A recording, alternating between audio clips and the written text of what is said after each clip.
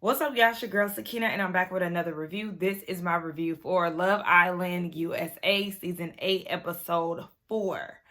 Now, I had every intention on doing this review earlier today before I left the house. However, it is now 10 o'clock at night, and I'm just getting home from taking my nephew to the Universal Circus. And then we went and ate sushi because he loves sushi. And then we went and got ice cream. So, yeah. I'm doing this right now. I just came home, literally got straight to finishing my notes because I had about maybe 15 minutes left of the episode to take notes on. I watch it the night of, and then I watch it with my friend, and then I watch it the next day to take notes. So, yeah, I had to come back and finish my notes, and so we are here now. So I am extremely sleepy, but I'm about to push through and give y'all something that y'all could feel, and then get in bed and finally get to part 2 of the summer house reunion, because it's been all week that I've been trying to watch that, but obviously Love Island has been taking up so much of my time. But I'm enjoying it. I hope y'all enjoy it too. I know that I'm not getting a lot of views on these videos, but I'm literally doing it for the love, because I do enjoy doing dating shows. And well, for the most part, because you know sometimes it does get tiring, but I enjoy it. I love giving my opinion. So yeah, we're doing it for the love. So here we go. Now it picks up. Did it pick up where it left off last week? What happened last week? Well, pretty much, yeah. We know that Sincere and Mel are fresh off of the conversation that they were having about exploring other options. And so you see Sincere, Sean, and Bryce talking, and Sincere is letting them know that Melanie said that he needs to go ahead and explore. She felt like he pulled Kayda for a chat for a reason, and Bryce is like, well, him and Sean both agreed that it's up to him to be solution-based and basically to make this right. And I feel like he tried that, and Sincere said the same thing. He definitely tried to reassure her, but there was nothing that he could say for her to really believe in. She wanted to see action. It didn't matter what he said. She was going to find some type of fault or just deny him being sincere, which we seen her do again later on. But he said that everything that he didn't want to happen actually happened, and he doesn't want a significant other that acts the way that she is. Yeah, I thought it was funny that Sincere described the situation as intense, because that's the exact same word that Melanie used in her confessional earlier that night, when she said that she doesn't really like to have certain conversations with men because they feel like it's too intense and they tend to pull away. Yeah, the pattern. It was very convenient that he used that word, right? So then we see that Bia and Anaya are having a conversation, and they're like, I cannot believe that Gabe is messed with a 52-year-old, but at the same time, Bia's not surprised. I didn't like that she was questioning a woman's libido at the age of 52, because I feel like you should know as a woman that the older we get, the higher our sex drive becomes, especially around that time. So, yeah, I just find it very interesting, even though women also go through menopause around that time too. So maybe it's just the 40s. I don't know. But anyway, Anaya asks if there's anybody else that Bia is interested in. No, she's strictly on Gabriel. She feels like they have a strong connection. She wants to make sure that they're solid, even though Kenzie is trying to creep in, and she still hasn't had a conversation with Bea about getting to know Gabriel. So Anaya in her confessional doesn't think that there's anything wrong with it, especially because Kenzie is single and has been talking to everyone. So we see the guys debriefing after the pool challenge, and Gabriel peeped that Sean and Kenzie have been, kissing a lot and all of that. Sean is like, Kenzie pulled him for the most chats. I'm like, duh, because y'all are both vulnerable and single. So that's the reason why y'all have had so many conversations. And it's just that. Gabriel admits that Kenzie is his typical type and is considering putting her as his second option. I said, oh, okay. So you like white girls. Noted. Now, as they're having this conversation, Bea comes up and pulls him for a chat. She wants to check in to see how he's feeling. And she said that they have a strong sexual tension, they have chemistry, they flirt and all these things, but she wants to know if he likes her personality. He says, of course, she knows what she wants and she's confident with her words and he wants to invest in her. What have y'all talked about in the max 2 days? I think it's only been 24 hours for the two of them at that point. What have y'all learned about each other to the point of wanting to invest in somebody and using phrases like, of course, when it comes down to liking someone's personality? Again, y'all don't know each other. None of these people know each other to be carrying on the way that they do, but I understand this is the show. Now, he does admit that Kenzie is his second option because she is his typical type. But there is some cultural differences, so that's the thing he really can't get down with. I said, okay, so he must like European Brazilians or European Hispanics. Because as y'all know, take Alexia from Housewives of Miami. Yes, that's a European Hispanic. Okay, yeah, for people who act like they might be a little clueless to what I'm putting down. Yeah, it lets him know that he is her number one. And she was like, I could be goofy with you, but you actually make me nervous. And that's not normal for me. I said, girl, it's only day 3. You don't know him like that. And again, it's only really 24 hours for the two of y'all. So I just felt like this was Bea's way of kind of like begging and pleading low key. I don't even want to say begging and pleading, but like just like a, please make sure that you pick me because you're still my number one. It was like a temperature check essentially. But okay, moving on to Anaya and Melanie. Now they're talking about the conversation that she had with Sincere. She doesn't know where things are going to go between her and him. And she said that she's not mad that he had a chat with Kayda, but wanted him to be honest. You, in fact, are upset. And I need you to stop saying that you're not upset because, again, the moment that Anaya told you that she met up with him, you were extremely upset, girl. Your energy changed, and it never got on track ever since. But she said that she's going to pull Casey for a chat and explore other options. She told Anaya straight up. Anaya didn't have anything to say. And when I was looking at the scene, like when I watched it the first time, I was like, oh, she didn't even say nothing because she really don't give a fuck. Like for me, I genuinely feel like Casey is a placeholder for Anaya. But obviously there was something different going on later on in the episode. So when I watched it initially, I literally thought that she just did not give a damn. I will say, though, I would have liked to see Mel check in with Anaya to see how she felt about her talking to Casey. She just told her straight up, I'm going to talk to him and kept it moving. At this point, it's bedtime, and we see that Zach asked Casey how things are with Anaya. He said they're on the same page. She's not jealous. She doesn't get upset when he pulls other women for chats. Like, it's good. And then as everybody is getting in bed, the lights go out and we see Sean walk over to Kenzie's bed to give her a good night makeout session real quick.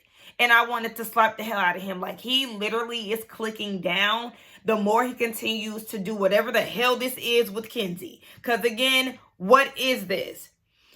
Sincere is trying to cuddle with Melanie and she's like, I don't want to cuddle. I was like, girl, okay, you know what? Again, at that point, that's when I'm like, Sincere, go out and do you tomorrow because she doing all of this for no reason. Give her a reason to be mad.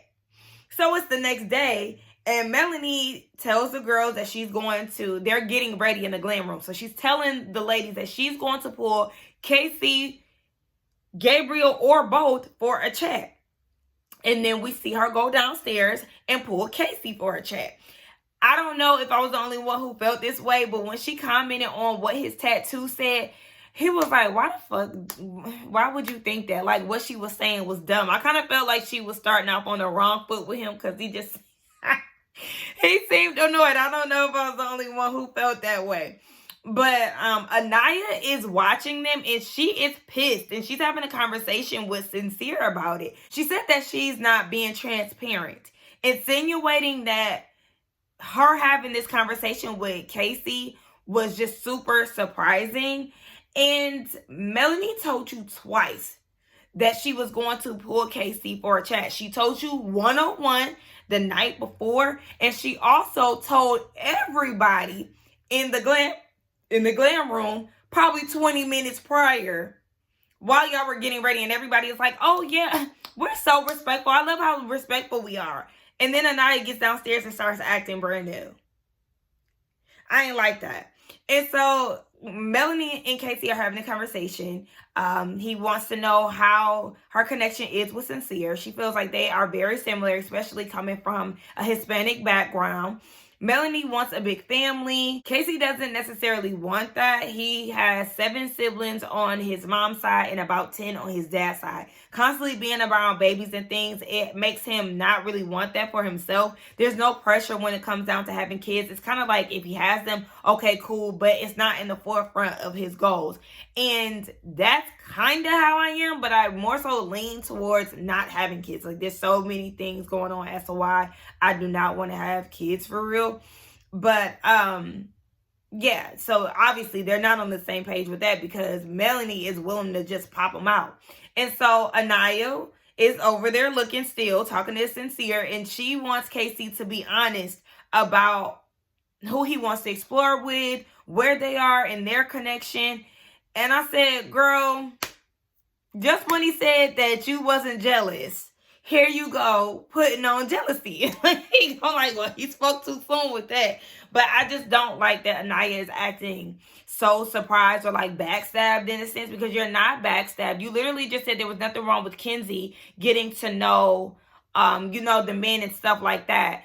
And so there's nothing wrong with the other women that are coupled up getting to know other connections, because you're the same one that went in the bathroom to make sure that Sean knew that you were team him, planting seeds and whatnot. So don't try to act like it's an issue what Casey is doing when you sneaking in bathrooms and stuff to be people's cheerleaders and shit. Moving on to Zach and Kayda. They have a small talk about chai tea, which is TT. Child, who gives a damn? He said that he is glad that they have some differences. Even when they run out of conversation, he'll just bring up a random British fact. Y'all just don't have much to talk about. And I think the more that I see them talk, I would like for them to get to know other people, because again, there is no substance between the two of them. It's just small talk. And again, I am starting to side-eye Zach, because I am learning that he is in fact a pillow princess, and he wants the woman to do all the work, because again, he doesn't really ask her too much of anything when it comes down to her. So we see Kenzie and Melanie having a conversation, and she said that after speaking with Casey, she does want to get to know him a little bit more. Now her phone goes off and she gets a text saying that it's basically game time. So she's in her confessional. She's like, yes, it's time to get messy. Like, she has plans on being messy and petty as hell within that challenge. And so we see that unfold later on. But the game is basically like some girl boss game or whatever. The girls will show the man who's boss.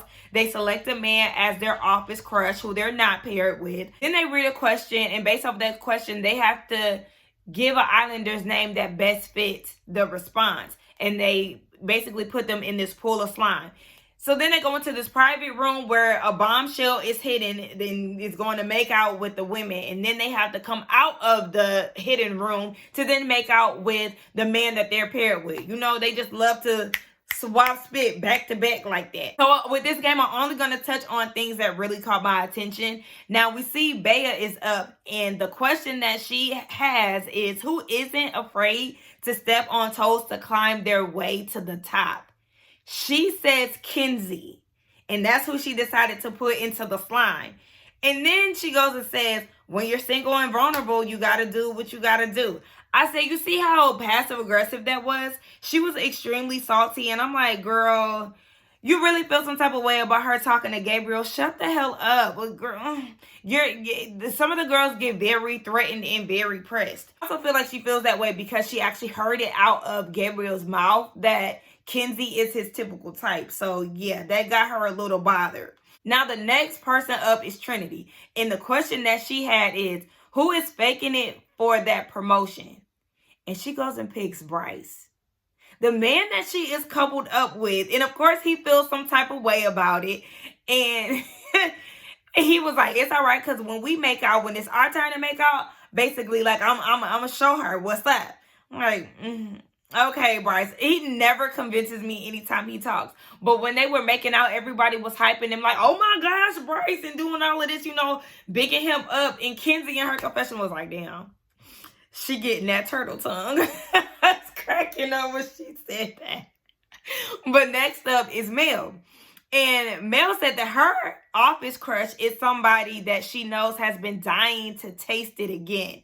And it was KC. So her and KC have this makeout session. Amaya is thrown off. She's thrown for a loop, and she's saying this in her confessional. She feels like it's wicked, and she's surprised that he's grinding on Melanie and all this stuff. I'm like, okay. So then when it comes down to her question, Melanie is like, who needs to be fired?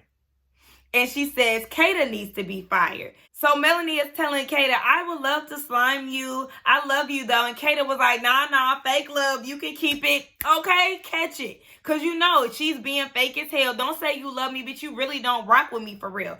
And so Kayda is like, I don't even need all of that. I'm still going to look good after that. And Anaya is chiming in. You still a baddie? I said, look, you trying to tag team because you feel some way that she came and kissed on your man? Okay, so Kayda in her confessional is like, Mel was doing all this hyping me up type shit, but really I know that was fake confidence. She's been mad all day over one little chat with Sincere. Exactly, like pressed as fuck over a little chat that both of them told you there was nothing that came from it. Like, girl, now when it's Kayda's turn, she said her office crush is Sincere. And I was like, yes, bitch, because that's exactly what I wanted her to do. I wanted her to stay sincere so bad. And the fact that she went and tongued him down, I said, absolutely. Had Mel over there looking crunchy as fuck. And I was going up for her. I said, you know what, Kenzie, you my type of girl, especially after I seen that video circulating and you slapping that white girl. I said, I don't know who that was that released that and felt like America was about to go up against her. No, baby. Black people, for sure, we love to see shit like that. So you can't get us to hate Kayda off of no video like that, baby. Nice try. But Sincere was like, yeah, he wish he could have kept going. And so Kayda's question was, who needs a promotion from their couple? And she said, Sincere. I said, thank you. Again, eating Melanie's ass up, got her over there looking stupid. Why he need a promotion? What you mean? Bitch, you know exactly what she mean by that. And I'm with her because, yeah, at this point, he do need a damn promotion from who he coupled with. So Kayda in her confessional was like, I'm definitely a tit for tat type of girl. And you hear Mel over there on the sideline talk about, I'm happy I slimed her. Yeah, and she got you good. She might not have slimed your ass, but she got you over there looking salty. Am I the only one who peeped that Sincere is the only one who put out a shower cap? Baby, that would have been me because I do not have time to play. Y'all not about to put me in that nasty ass slime and expect me to be doing wash day for 10 hours. I think the fuck not. So moving on, the girls debrief after the game. They're back at the villa. And Melanie is like, the bombshell is definitely my type. And she wants to know why Kayda said that Sincere needed a promotion. Don't even sit here and act dumb. You know exactly why she said that. And Kayda was like, because you dunked me. Then that was get back. Like, either way, no matter what the question was going to be, it was always going to be you. Hello? Thank you, Kayda. Like, thank you. I'm glad that she kept it a buck. Like, girl, yes, it was definitely going to be you. I know that Sincere was the one who got dunked in the slime. But yes, I said his name as a hit to you. Thank you. Like, I love that. And so Mel was like, well, there's no hard feelings. And she got up and hugged Kayda. And she was like, I only picked you because everybody else been here. Girl, again, just like I said in the last review, Kenzie and Melanie really hate Kayda because she came and shook up the room and got their men's attention. Y'all could go on with that fake shit because just like Kayda called it, it's fake love, so save it. Now the men are debriefing. And Bryce is salty that Trinity said that he was basically faking it with them. And he was like, I've been trying my hardest. How have you been trying your hardest? I need to know what work, what investment, all of this that you've made. I don't even want to use the word investment because, baby, what are y'all investing in? Makeout sessions? This baby, it's so early on too to even use that word. But even if it was week 6, I still don't want to hear the word invested, because y'all not even out in the real world to really invest in each other that much. But yeah, I'm like, you have not been trying your hardest. Okay, mediocre as fuck. And so Zach brings up Kayda showing her dominance over Mel, and basically how she was eating Mel up. Again, look at Zach, a proud, submissive man. So we see Sean and Sincere have a conversation. Yes. I can come in. No, I'm filming.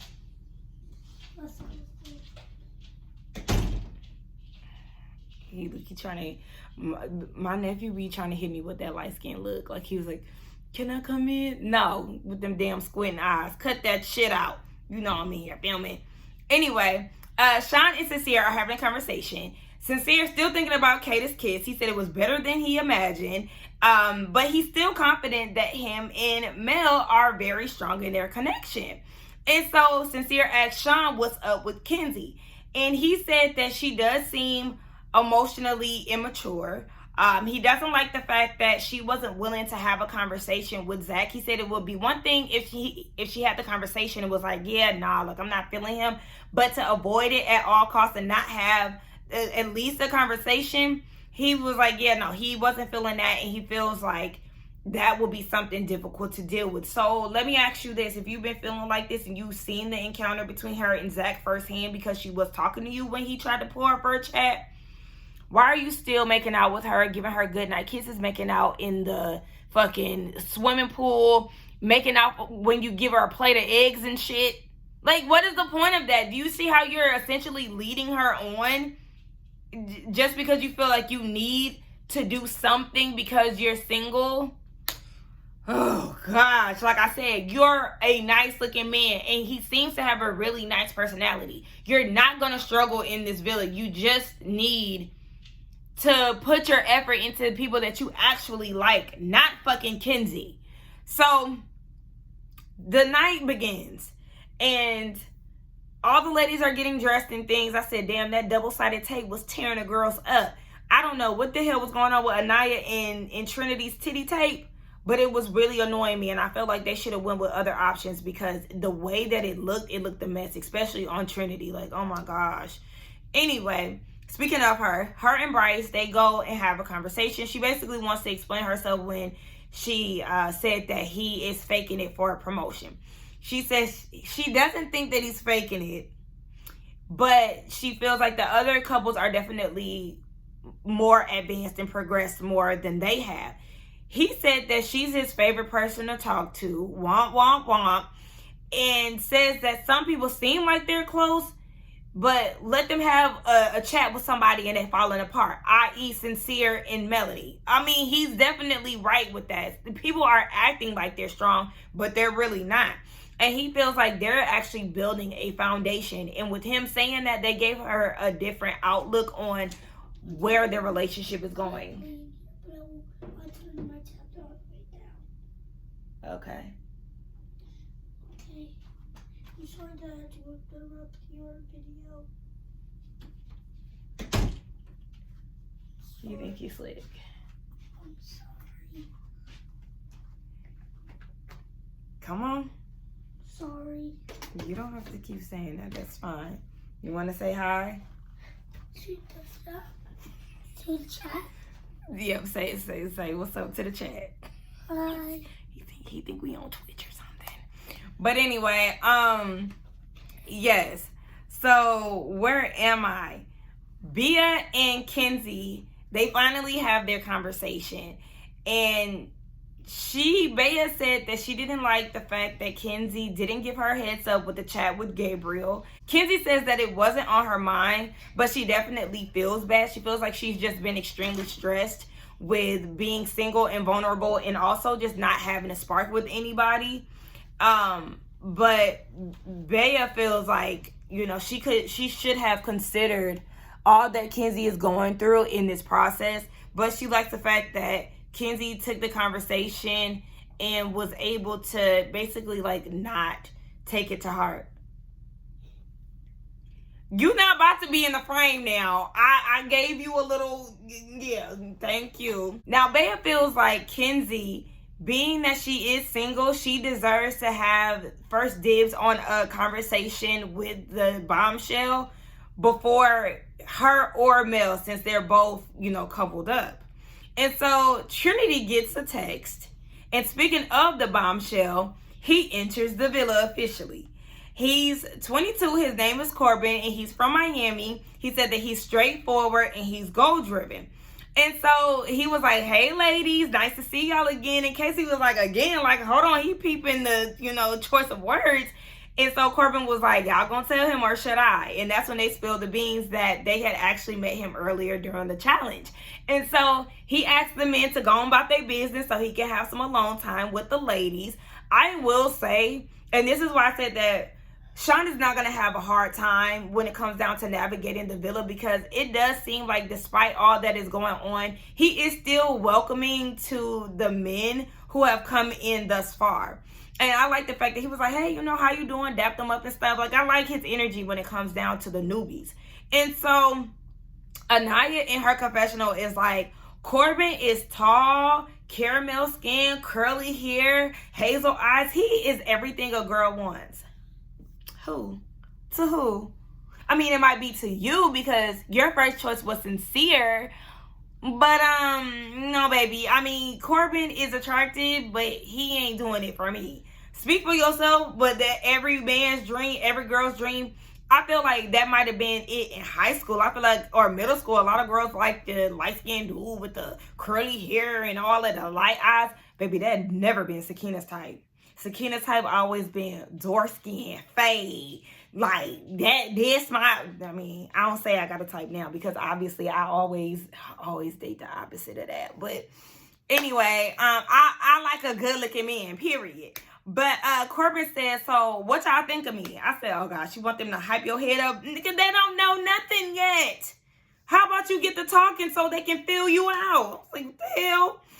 So the men are over there watching the whole scene, especially Sincere, and examining body language and everything. But what got me was Casey saying, "I don't think that we can trust any of the girls." And why not? And why not? They're getting to know him the same way that you were getting to know Melanie and anybody else. So should Anaya not trust you because because Melanie pulled you for a chat? What? Shut the hell up. Go on with that. And so Corbin is talking to the ladies and he was like, "What's wrong with me?" And the girls was like, "Nothing. That's the problem." He was like, "Nah, there is something wrong with me." And so Melanie perked up. What? Oh, now you interested. Now you want to know. Now, she was quiet that whole time up until he said that there's things wrong. I said, let me find out you low-key toxic because you was a little too perked up to find out what the issues were. They want to know if he remembers all of their names, and he goes down the line and he gets everybody's name right. And so Melanie was like, "Can I pull you for a chat?" Just abruptly. And so they go up to have a conversation. Of course, Sincere is feeling some type of way.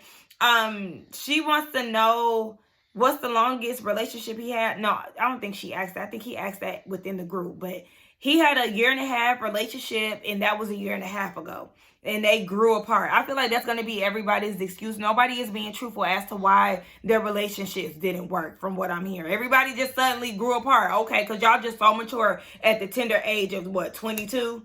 Yeah, okay. And so they do have their one-on-one conversation. And when Mel went to pull him, the rest of the ladies didn't like it. This is suddenly where Bea decides to try to be the ringleader of the Melanie hate train for some reason. I don't know. It was just very strange. Because she's talking about, "I wanted to say that Kenzie should talk to him." Okay, well, you didn't. And Kenzie also knew that you said that she should talk to him first. And Mel beat her to it. So it is what it is. And Kenzie was like, "Yeah, I kept trying to talk, and Kenzie, Mel's neck was like this." Like, she was just all in the way of Kenzie and Trinity's view of the man. Now, correct me if I'm wrong, but I didn't see none of that.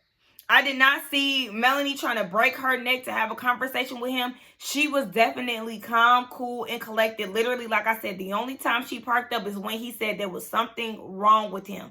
Other than that, she was just letting everybody else react and listening to what he had to say. And so Bea was like, she wasn't allowing conversations. She wasn't allowing everybody to have a conversation with him.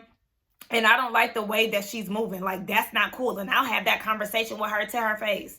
What the fuck are you talking about? When was she interrupting y'all's conversation? The Love Island producers gonna have to show me something, because that's not what I seen. Like, and everybody was chiming into it. And I'm like, are y'all just salty because she pulled him before y'all got a chance to get to know him one-on-one? Like, I was just literally confused. So anyway, back to Mel and Corbin. He said he's a pretty chill dude. He's often mistaken as nonchalant, but he doesn't really like that word, because once you get to know him, you'll see his inner child, and he's very energetic. You'll get to see that side of him the more he opens up. And he says he feels comfortable with Melanie saying she's easy to talk to. You don't know her. You do not know her. Look, it's hard for me to like slap the camera with my finger because I don't want to hit it too hard compared to my pencil. But yeah, you don't even know her. Shut the hell up. I get so tired. Look, I don't like when people try to get familiar with me too soon. It creeps me out. So when I see people talk like that on TV, it just makes me really weird. And so if you hear me continuously saying that, that's because I genuinely hate that in real life, and I don't like when people do that to me. Melanie said that she feels like she's easy to talk to. Baby, we've seen you in action less than 24 hours ago. I was about to say minutes, but shit, damn near.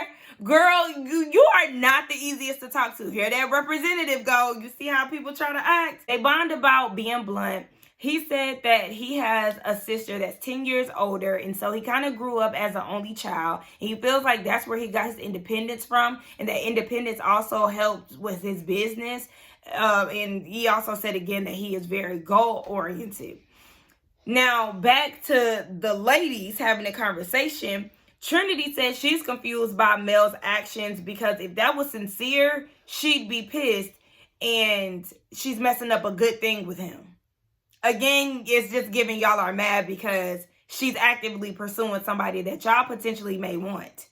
And so Bea chimes in and was like, she would go up there and basically like interrupt the conversation. But where did you see that, Bea? Like, what made you feel like that? If that's the case, she would have went and interrupted the conversation that he was having with Kayda. And who Mel fucked up her name again in this episode, and it's just like, girl, grow the fuck up. I want Kayda to not fuck with Mel, because at the end of the day, there is undercover pressure that Mel is being totally fake about. But anyway, Bea was like, she act like she's so obsessed with Sincere, but forgot about him like that. Yeah, and Gabriel's going to do the same thing when a bombshell that he's actually attracted to is going to enter the villa. So, girl, yeah, feel how you feel, but it's going to be what it's going to be.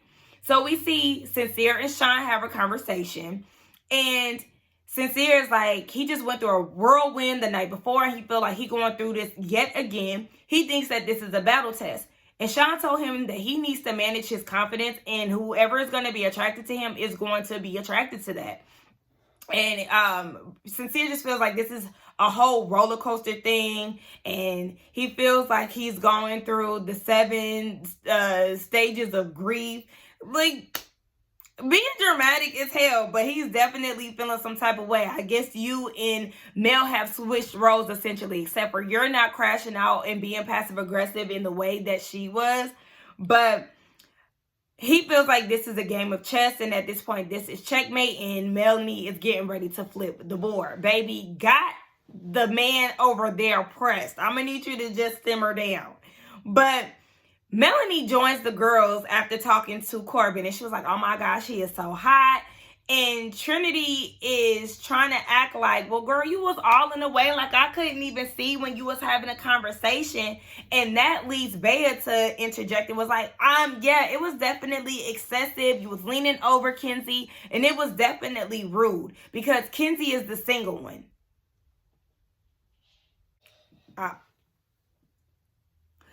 Okay. My bad. My camera cut off. But anyway, this is where a lot of BS really starts for me, because Bea, shut the fuck up. Melanie apologized, and she said that she didn't know that she was doing it. It wasn't on purpose. And Mel was like, but Bea, you can relax, because again, it wasn't on purpose. And Bea was like, don't tell me to relax. It happened before. Mel was like, when? Yeah, and I like to know when, because what the fuck is you talking about? Like, at this point, you just saying shit. Y'all excuse my nephew is used to this. Like, I shouldn't be doing this in front of him. Please don't judge me. I don't talk to him like It's this. It's okay. Yeah. But yeah, like, shut up, because you're just salty. Like, you have some type of, like, I don't know. She thinks that she's in charge of the girls. Like, even with her saying that, oh yeah, Kenzie, you should get first dibs. Like, girl, who told you that you was in charge of the girls to even be, like, I get what you saying with Kenzie, but at the same time, like, who made you the boss of this shit? Like, girl, shut the hell up. And she couldn't even give Mel an example. I don't know, but I know I peeped it before. You're saying that because you don't have anything to give. You don't have an example. You just literally making shit up. And so Bea is telling Melanie not to get defensive. It's something that she noticed, and she just wanted to bring it to her attention so they can correct it. Bitch, I don't need no correction from you. So then Bea was like, I just need you to be able to take responsibility and say that it wasn't on purpose. Hey, little Rusty. Because people was calling her Rusty. From Russ House, my friend sent me that, because I'm not on Threads. So I guess that was like a thread tweet or whatever you call it over there on Threads. I was hollering. Because literally, first of all, my friend said she looked like Caillou.